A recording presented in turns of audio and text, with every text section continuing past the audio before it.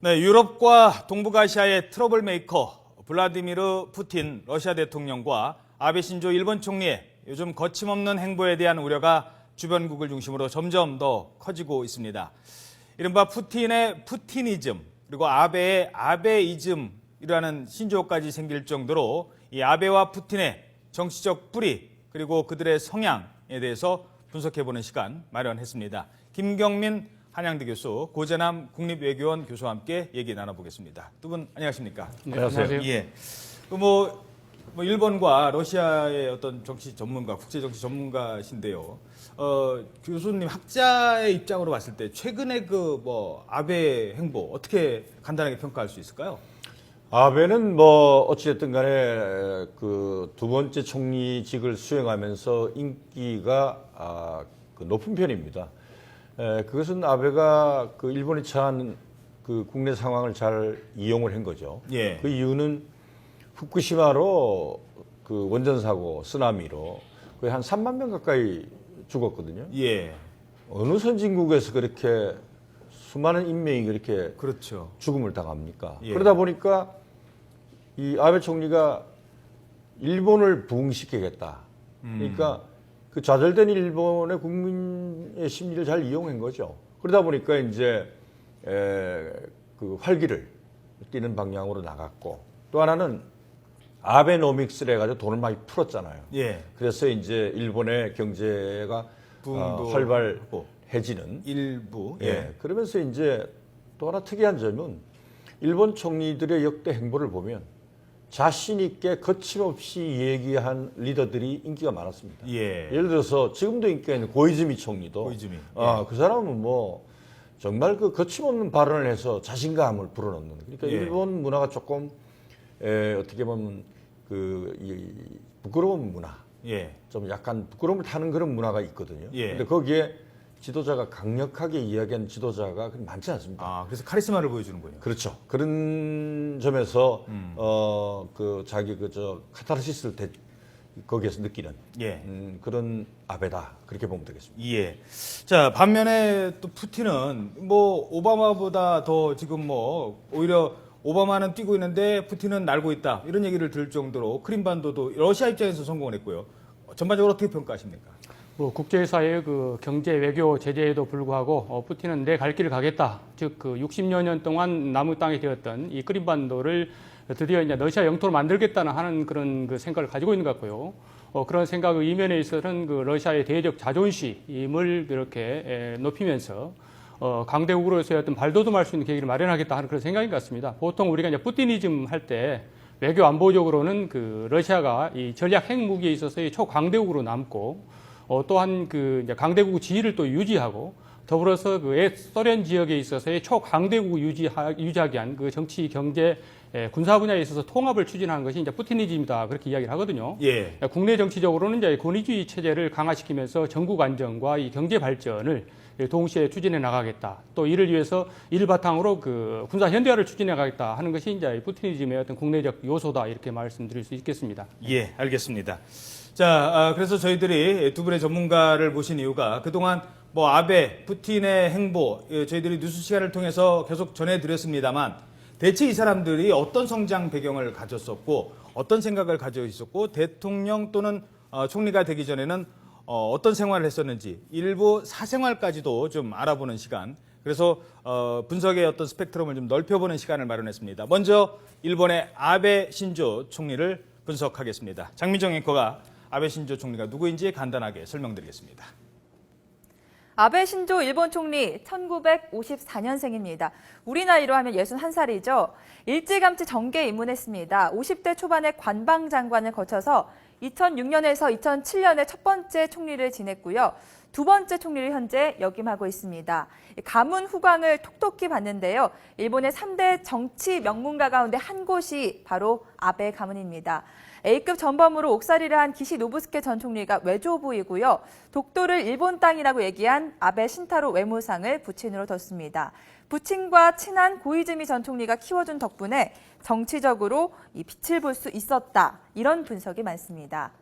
네, 조금 더 깊이 들어가면요. 아베는 일본 제국주의를 주창한 사상가 요시다 쇼인을 가장 존경하는 인물로 꼽고 지난해에는 쇼인의 신사참배까지 강행했습니다. 이 쇼인은요, 조선 침략을 강행한 이토 히로부미 등에게 제국주의를 가르친 인물인데요. 아베 우경화의 뿌리가 어딘지 짐작할 수 있는 대목입니다. 아베는 또 모리가나 제과 사장 장녀인 아키에와 결혼했는데요. 정계와 재계의 만남으로 화제가 되기도 했습니다. 자, 그런데 역설적으로 아내 아키에는 열렬한 한류 팬이라고 하는데요. 원조 한류 스타 고 박용화 씨의 팬으로 잘 알려져 있고요. 한글을 배우고 김치를 담그는 등 한국 문화에 대한 관심으로 주목받기도 했습니다. 총리가 존경하는 인물이 제국주의를 주창하는 요시다 쇼인이었고요. 하나 수정하겠습니다. 모리나가 제과죠. 도련님이라는 얘기도 있고요. 네. 한마디로 표현하면 교수님께서는 아베를 한마디로 어떻게 표현하시겠습니까? 아베 총리는 그 일본의 보수 우익을 뼛속까지 그 학습해온 예, 그러한 그 선대와 예, 그 다음에 아베 총리까지 이어지는 그러한 그 상징적 인물이다 이렇게 봐야 됩니다. 예, 조금 전에 이제 앵커멘트에도 나왔습니다만 요시다 쇼잉은 예, 29살에 죽거든요. 예, 근데 요시다 쇼잉이 그 지금 아베 총리가 소속돼 있는 야마구치 현에서 그 오늘날로 말하면 마츠시다 정경숙 같은 그런 인재를 키운 그렇죠. 사람이 요시다 쇼잉입니다. 예. 근데 요시다 쇼잉은 이제 그 일본을 개항시킨 흑선을 타고 미국으로 가서 견문을 넓히려 그러다가 들켜가지고 그렇죠. 죽었지만 아까도 저 이토 히로부미도 그 야마구치 현 출신으로 일본에서 가장 그 힘이 센 깡패 조직이 야마구치 구미입니다. 그래서 야마구치가 거의 거칠은 곳이에요. 예, 근데 거기에 이제 아베 총리가 출신이 되다 보니까 뭐 지금 여태까지 그 어릴 때부터 배워왔던 그러한 그 일본의 보수 우익의 모습을 이제 본격적으로 드러내는 그런 상황이 되었는데 여기에 큰 영향을 미친 것은 역시 중국이 생각과 영토를 넘보고 또 1998년에 북한이 대포동 미사일 발사하니까 예, 이제 아베가 본격적으로 행보를 해도 일본 사람들이 그 행보를 지금 따라가고 있는 그룹이 많다라는 점이 우려되는 측면이죠. 그러니까 아베의 어떤 정신적 스승이라고 할 수 있는 요시다 쇼인은 그 네. 하급 그 사무라이 출신 아니겠습니까? 네. 사무라이 출신이라는 게 뭐 일본이 그 당시에 명치유신을 이끌어 갈 때, 네. 자 그럼 일본은 어떻게 그러면은 전 세계 이 제국주의 열강에서 그러면 버텨나갈까? 우리도 군국주의고, 우리도 무기 만들고, 우리도 사무라이니까 아무래도 그쪽으로 좀 생각이 깊었을 거고, 결국 아베도 그런 정신을 이어받았다 이렇게 볼 수 있는 건가요? 그런데 일본의 근대화의 상징적 인물이 아베 가족의 스승인 요시다 쇼인입니다. 예, 근데 요시다 쇼인이 가르친 사람 중에 저 일본 총리가 여러 명 나왔어요. 그 참 재미있는 사실이 그 야마구치현을 가려고 그러면 교통이 굉장히 불편하거든요. 그렇죠. 그 시골 구석에서 그러한 그 요시다 쇼인이라는 일본으로 봐서는 그런 선각자가 나와가지고 그 이 엘리트들을 키워냈다는 것이 대단히 그 참 일본 근대사에도 정말 희귀한 일로 지금 기록되고 있습니다. 그리고 이제 뭐 기시노부스케부터 시작을 해서요. 이제 네. 뭐 외조부부터 내려오는 이런 아베라면 어렸을 때부터 너는 일본이 세계 최고의 어떤 가문이고 우리는 그리고 네. 일본을 전 세계를 부흥시키는 그런 역할을 맡았다. 이런 교육을 받았을까요? 그럼요. 기시노부스케하고 그 다음에 노벨 평화상을 받았던 사토가 예. 형제입니다. 예. 이제 이름이 다른 것은 하나 양자로 갔기 때문에 틀리는 건데 사토도 저 총리를 굉장히 오래 했지 않습니까? 예. 그래서 그 아베는 이리저리 외가 친가로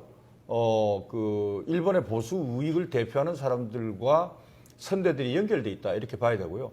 사토 수상은 사실은 그 비핵 3원칙을 발표하면서 그 노벨 평화상을 받았지만은 실제로는 일본의 오늘 핵무기에 개발할 수 있는 모든 저력을 쌓아놓은 인물이기도 하거든요. 예. 그래서 뭐 아베는 뼛속 깊이 보수 우익의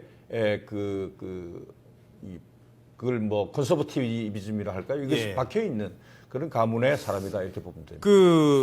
좀 이게 아베를 보면 정치적 감각, 정치인으로서의 아베를 보면 상대를 약점으로 이렇게 빠뜨리고 그 점을 좀 치고 빠지는 이런 전략을 취한다. 한일 관계도 이게 뭐 고노다마를 개성하겠다고 했다가 검증하겠다고 했다가 뭐 우리한테 계속 그 기분 나쁜 짓 해놓고 뭐 박근혜 대통령 만나자고 하고 도대체 이 사람이 우리와 어떤 관계를 유지하려고 하는지 그런 좀 정치인으로서 함정에 빠뜨릴 이런 측면 없습니까? 아베 속내는 절대 바뀔 사람이 아닙니다. 예. 네, 겉으로 제스처를 할 수 있을지는 몰라도요. 네, 이번에 뭐 한미일 정상회담할 때 한국말로 인사를 하는 그런 예, 제스처는 예. 할지 몰라도 속은 바뀔 사람이 아니다. 그렇게 보는 이유가 아까 그 앵커 멘트에서도 1차 총리, 이게 두 번째 지금 총리하는 그렇죠. 거 아닙니까? 예. 1차 총리 시절에 일본의 방위청이 방위성으로 바뀌었습니다. 그렇죠. 예, 방위청은 차관급 기관이고 예. 방위성은 우리나라만 하면 장관급 기관입니다. 예. 그때 이 자위대 본부가 있는 동경 한복판 이찌가야에서 예. 자위대 사회를 한 사람이 아베 총리인데 아. 제가 그 자리에 있었습니다. 예. 거기 들어가서 앉아 있었습니다. 예. 그래서 아베 총리가 자위대 사회를 하고 방위성으로 바꾼 사람이 아베 총리입니다. 뭐 그러면 이 얘기 다 된 거 아닙니까? 그렇죠. 네. 알겠습니다. 자, 일단 아베에 대해서는 이 정도로 정리를 하도록 하고요. 다음은 푸틴입니다. 최근 크림반도 제2의 냉전 시대를 이끌었다는 평가를 받고 있는 푸틴은 누구인지 다시 한번 정리를 해드리도록 하겠습니다. 네, 블라디미르 푸틴 러시아 대통령 1952년생, 우리나라 나이로 치면 63살입니다. 아베보다 2살이 많죠. 옛 소련의 첩보기관이죠. 악명 높은 국가안보위원회 KGB에서 요원으로 활약한 정보통이고요. 소련 연방 해체와 함께 고향으로 돌아오면서 정계에 첫 발을 내딛었습니다. 이후 승승장구하면서 러시아의 3대 그리고 4대 대통령으로 2000년부터 2008년까지 정상의 자리를 지켰고요. 하지만 삼선 금지 원칙에 따라서 지난 2008년 고향 후배이자 대학 후배인 메드베데프 대통령에게 잠시 대통령직을 넘겨주고 자신은 총리로 재직하면서 사실상 1인자의 권력을 행사하기도 했습니다. 자, 그리고 지난 2012년 다시 대선에 나서 3선에 성공한 인물인데요. 4선까지 도전할까 관심이 모이고 있습니다. 자, 푸틴은 지각쟁이로도 악명이 높은데요. 지난해 11월 우리나라를 방문할 때도 박근혜 대통령을 40여 분 기다리게 했고요. 지난해 초에는 존 케리 미국 국무장관은 푸틴을 3시간이나 기다린 걸로 유명합니다. 또 최근 크림반도를 장악하며 러시아의 파워를 과시하면서 돌아온 차르, 푸틀러 이렇게 국제적으로 비난을 받고 있지만요. 러시아 안에서는 유례없이 높은 지지율을 보이고 있습니다. 그는 수에 능한 정치 천재일까요? 무자비한 독재자일까요? 그 평가가 엇갈리고 있습니다. 그 푸틴 한마디로 평가하면 푸틴하면 떠오르는 게 뭐 무슨 뭐 근육질의 남성 이것도 막 자랑하고요. 최근에 또 뭐 이혼하고 뭐 또 무슨 스포츠 스타와 또 연문설이 있고요. 참 다양한 삶을 살고 있구나. 참 네네. 바쁘기도 하겠다 이런 생각도 드는데 어떤 인물입니까? 제가 그 푸틴 대통령과 2m 거리에서 지난 15년간 3번을 같이 현장에 있을 기회가 있었습니다. 예. 근데 제 인상은 그렇습니다. 특히 푸틴 대통령이 대머리지 않습니까? 예. 근데 얼마나 강인해 보이는지 이 바늘로 이렇게 이마를 찔러도 피가 안 나겠구나 하는 그런 어떤 생각이 들 정도로 굉장히 예. 강인하다 하는 그런 생각을 가졌고요. 사실 푸틴 대통령은 유약함보다는 강인함을 숭상하고 또 이 명분이나 어떤 이념보다는 실리를 굉장히 중시하는 이 러시아의 강대국 복원과 지위를 꿈꾸는 강대국주의자다. 저는 이렇게 일단 평가를 하고 있습니다.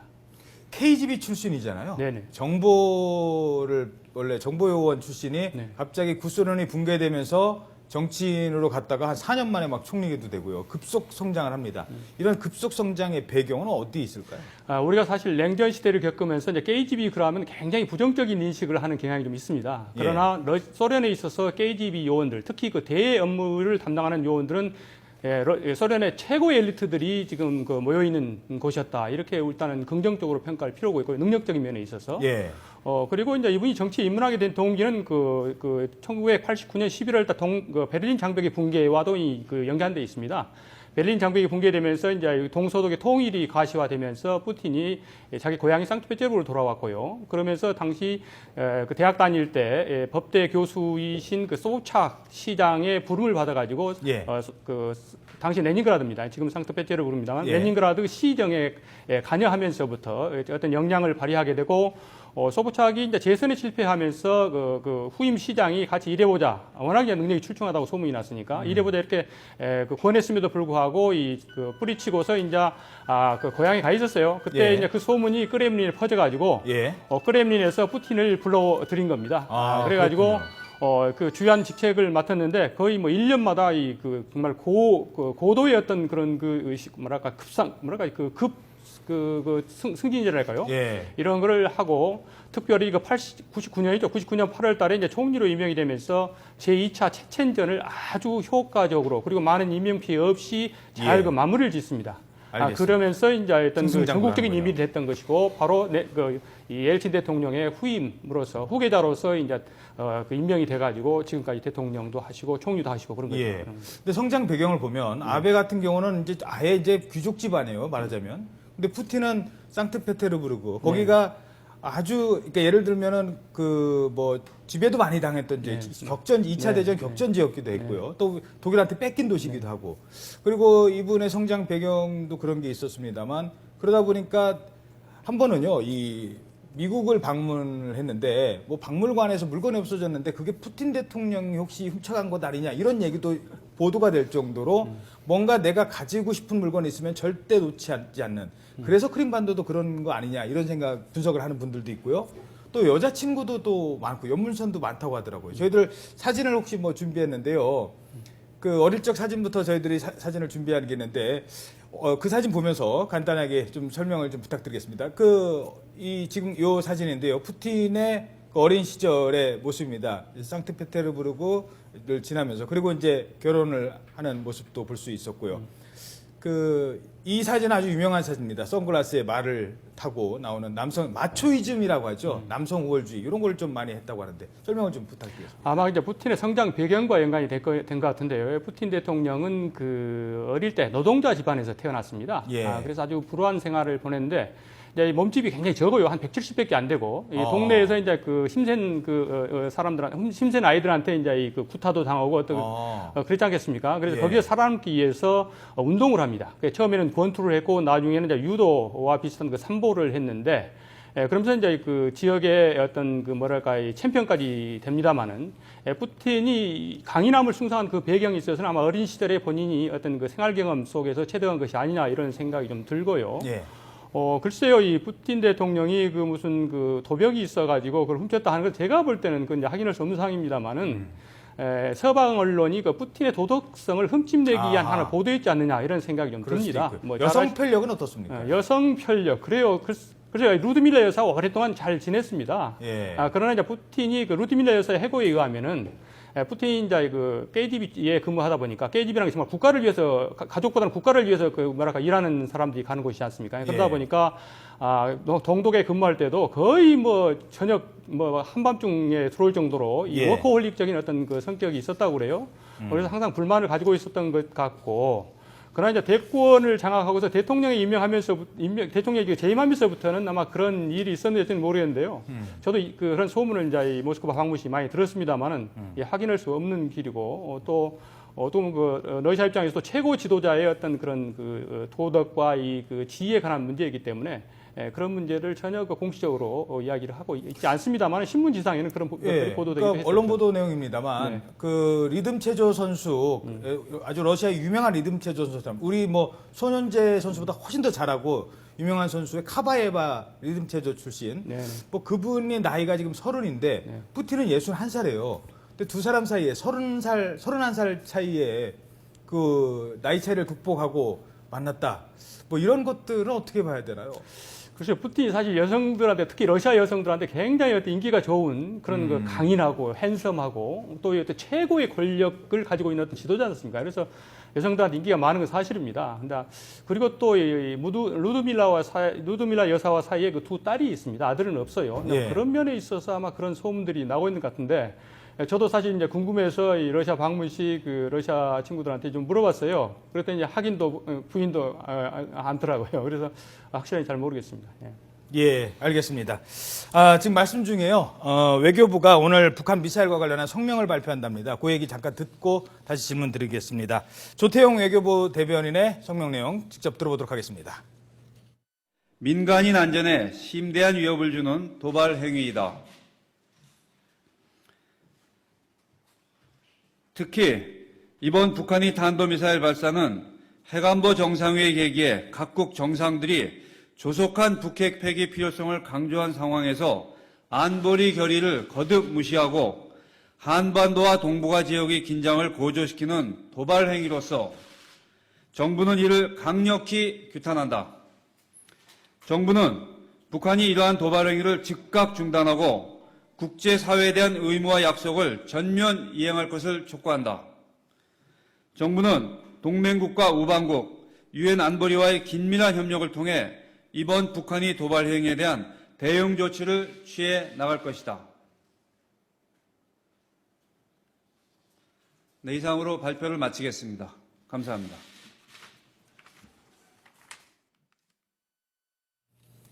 네, 지금까지 조태영 대변인의 북한 미사일 발사에 대한 논평 함께 보셨습니다. 육자회담 참가국이기도 한 러시아와 일본 얘기를 하고 있는데요. 이 내용 간단하게 좀 정리를 하고 넘어가야 될 것 같습니다. 유엔 안보리 결의 위반이고요. 그리고 도발 행위를 즉각 중단할 것을 촉구했습니다. 사실 푸틴과 아베를 얘기하고 있었습니다만 북한이 오늘 미사일을 쐈습니다. 이 질문은 꼭 드려야 될 것 같아서 육자회담에 러시아도 포함이 돼 있고 일본도 포함이 돼 있습니다. 자, 뭐 지도자 얘기는 하고 있었습니다만 이 두 나라의 협조가 없이는 북한의 비핵화라는 거는 더 어려워지지 않겠습니까? 오늘 미사일 발사 소식도 들었을 텐데요. 어떻게 보십니까? 일본의 어떤 육자회담에 임하는 역할, 우리에게 한미일 정상회담을 통해서 보여주는 거 어떤 게 있을까요? 계획 문제는 이제 개별적 사안이라고 저는 생각하기 때문에 육자회담 당사국들이 공통적으로 지금까지도 북핵은 폐기돼야 된다라는 그런 입장을 밝히고 있기 때문에요. 그거는 한일 간의 관계가 나쁘거나 아니면 푸틴이 크림반도를 지금 장악해서 하는 문제와 별도로 예.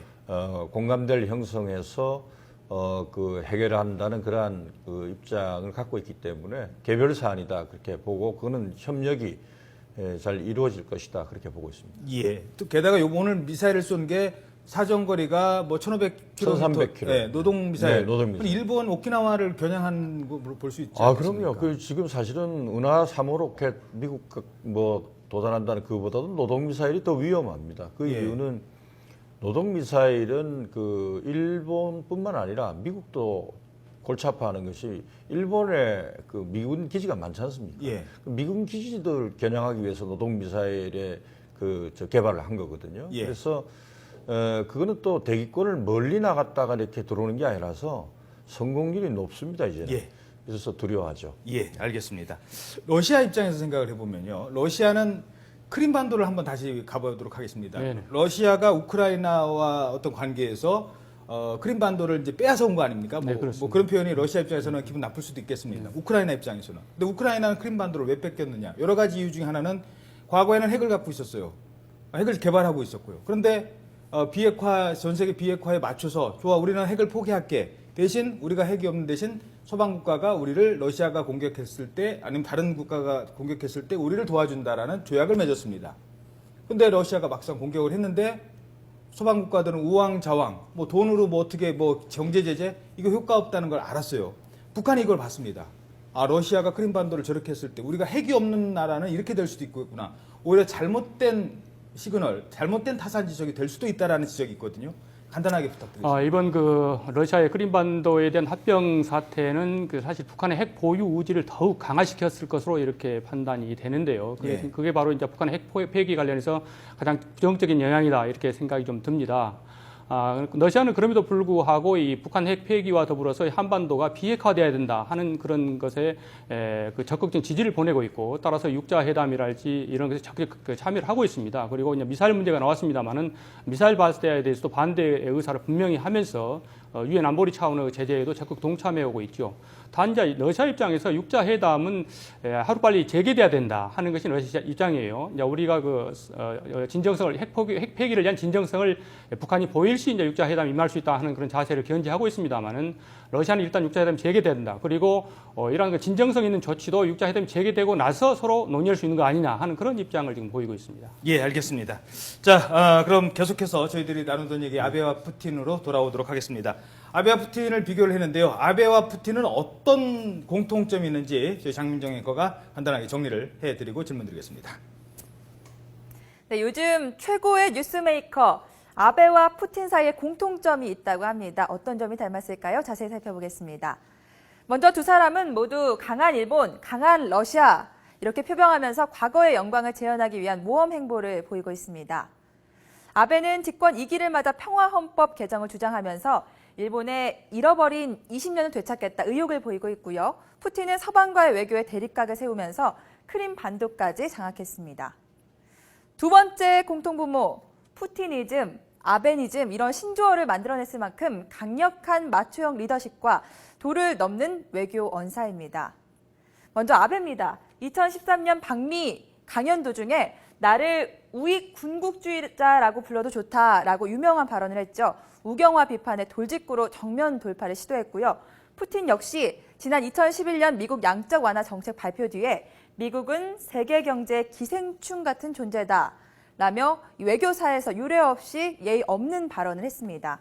자, 끝으로 두 사람은 모두 국제사회에서 주변국과 갈등을 부추기는 이 트러블메이커, 문제아로 통하고 있는데요. 아베는 역사 왜곡과 우경화 행보를 이어가면서 한국과 중국 등 동북아 국가들과의 외교 신경전을 이어가고 있고요. 푸틴 역시 크림반도 합병 뒤에 서방 국가들과의 신냉정 시대가 도래하는 거 아니냐 이러는 우려를 낳고 있습니다. 자, 시간 관계상 지금 일본과 러시아의 공통점 중에 하나는 영토 분쟁 중이라는 겁니다. 일본은 센카쿠 열도, 다오이타오 놓고 중국과 분쟁 중이고요. 러시아는 크림반도도 하나입니다. 조지아 사태 있었고요. 지금 뭐 크림 사태 앞으로 또 할 것 같습니다. 자, 이런 상황에서 아베와 같은 인물이 또 지지를 받고 푸틴 같은 인물이 또 지지를 받고 계속 그런 식으로 갈 건지 간단하게 좀 부탁드리겠습니다. 어떻게 보십니까? 일본부터요.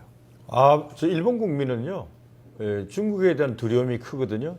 그래서 네. 센카쿠 영토를 넘보는 중국에 대해서 아베가 강경하게 나오는 것을 박수를 치고 있습니다. 아하.